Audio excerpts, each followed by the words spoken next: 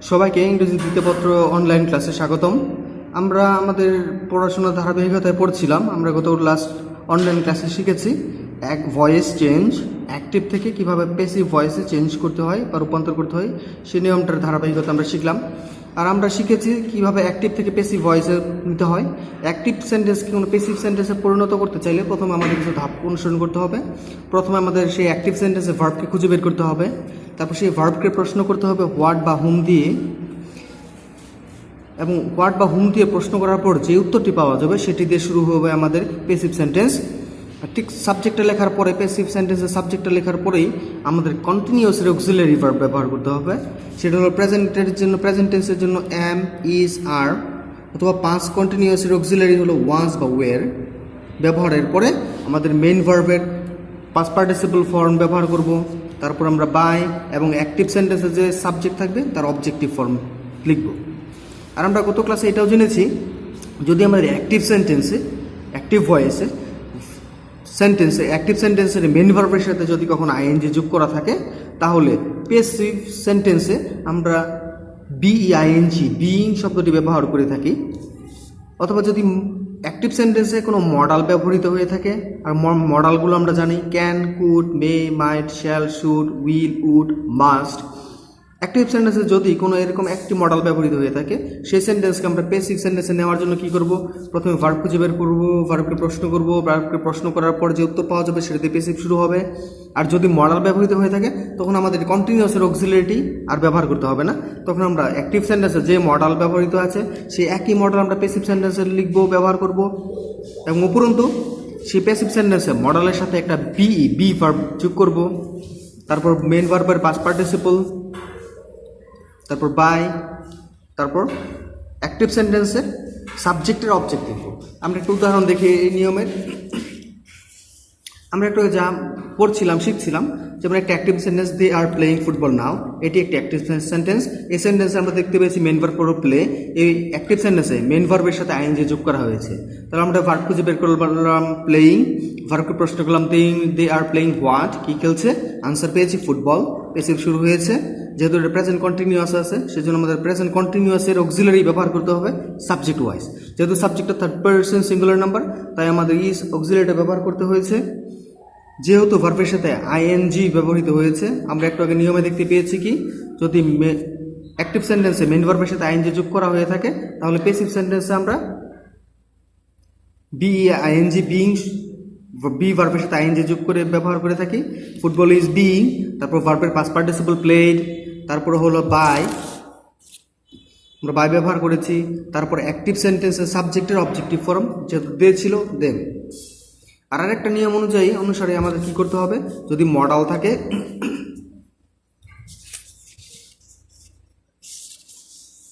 আমরা দেখতে পেলাম কি, she can sing a song, আমরা ভার্বকে খুঁজে বের করলাম সিং, প্রশ্ন করলাম শি ক্যান সিং হোয়াট, কি গান, কি করতে পারে, কি গান? A song. এ সং দিয়ে আমাদের প্যাসিভ শুরু হয়েছে। আর আমরা জানি যদি আমাদের অ্যাক্টিভ সেন্টেন্সে মডাল ব্যবহৃত হয়ে থাকে, তাহলে সেই সেন্টেন্সে আমরা প্যাসিভ করার জন্য বাইরে থেকে কোনো অক্সিলারি আমাদের আনতে হবে না, সেই একই মডেল ব্যবহৃত হয়েছে। আর প্যাসিভে যদি মডেল ব্যবহৃত হয় তার সাথে বি ভার্বটা ব্যবহার করতে হয়, আমরা বি ভার্ব ব্যবহার করলাম, মেন ভার্বের পাস্ট পার্টিসিপল।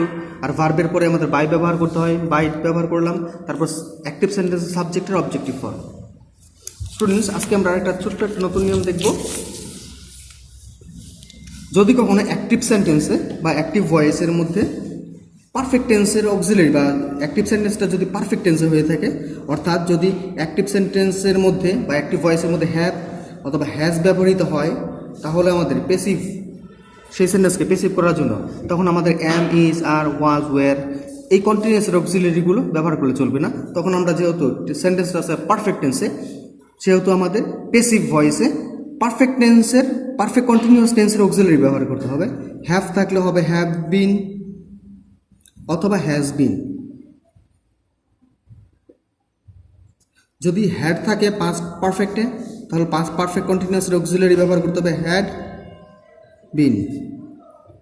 তাহলে স্টুডেন্টস, আমরা একটা জিনিস কি বুঝতে পারলাম, যদি কখনো অ্যাক্টিভ সেন্টেন্সে বা অ্যাক্টিভ ভয়েসে হ্যাভ অথবা হ্যাজ থাকে, তাহলে প্যাসিভ ভয়েসে আমাদের হ্যাভ বিন অথবা হ্যাজ বিন ব্যবহার করতে হবে। এবং অ্যাক্টিভ ভয়েস যদি পাস্ট পারফেক্ট টেন্সে থাকে, যদি সেই সেন্টেন্স আমাদের হ্যাড ব্যবহৃত হয়ে থাকে তাহলে সেই সেন্টেন্সকে আমরা প্যাসিভ ভয়েসে নেওয়ার জন্য আমাদের পাস্ট পারফেক্ট কন্টিনিউয়াসের অক্সিলারি ব্যবহার করতে হবে, সেটা হলো হ্যাড বিন। তাহলে স্টুডেন্টস আমরা একটা উদাহরণ দেখি। আমাদের যে নিয়মটা মাত্র আমরা এখন শিখলাম সেই নিয়মের একটা সেন্টেন্স অ্যাক্টিভ এবং সেটাকে কীভাবে প্যাসিভ সেন্টেন্সে নিতে হয় সেটার একটা উদাহরণ আমরা এখন দেখি। এবার আমরা অ্যাক্টিভ এমন একটা সেন্টেন্স নেব যেটা পারফেক্ট টেন্সে আছে, যেমন হতে পারে they have cleaned the house. They have clean the house, এটা একটা অ্যাক্টিভ ভয়েসের উদাহরণ। সেটা এই সেন্টেন্সকে আমরা প্যাসিভ ভয়েসে রূপান্তর করি। তারপর আমাদের প্রথমে প্যাসিভ ভয়েসে নেওয়ার জন্য ভার্ব খুঁজে বের করতে হবে। ভার্বকে আমরা প্রশ্ন করি ক্লিন হোয়াট, উত্তর পেয়েছি the house. They have cleaned what, কী পরিষ্কার করলো? The house. আর যেহেতু সাবজেক্টটা থার্ড পারসন সিঙ্গুলার নাম্বার, আর আমরা এটাও জানি থার্ড পারসন সিঙ্গুলার নাম্বারে পারফেক্ট টেন্সে কখনো হ্যাভ ব্যবহৃত হয় না, হবে has. Third person singular number হলে হ্যাজ। যেহেতু পারফেক্ট টেন্সে হ্যাভ আছে, আমরা মাত্র যে নিয়মটা শিখলাম, যদি অ্যাক্টিভ ভয়েসে হ্যাভ বা হ্যাজ ব্যবহৃত হয় তাহলে সেই সেন্টেন্সকে প্যাসিভে নেওয়ার জন্য সাবজেক্টের পরে আমরা পারফেক্ট কন্টিনিউয়াস টেন্সের অক্সিলারি ব্যবহার করব হ্যাভ অথবা হ্যাজ বিন। তাহলে আমাদের যেহেতু has been, the house has been, ভার্বের পাস্ট পার্টিসিপল ক্লিনড, বাই, ভার্বের পরে বাই, তারপর সাবজেক্টের অবজেক্টিভ ফর্ম দিয়ে থাকলে হবে দেন। তাহলে স্টুডেন্টস আমরা এই নিয়মটা অবশ্যই বাসায় রিভিউ করব এবং আমাদের বই থেকে অথবা মডেল কোশ্চেন থেকে এক্সারসাইজ অনেক যথেষ্ট পরিমাণ দেওয়া আছে সেগুলো আমরা অবশ্যই প্র্যাকটিস করব। Thank you students.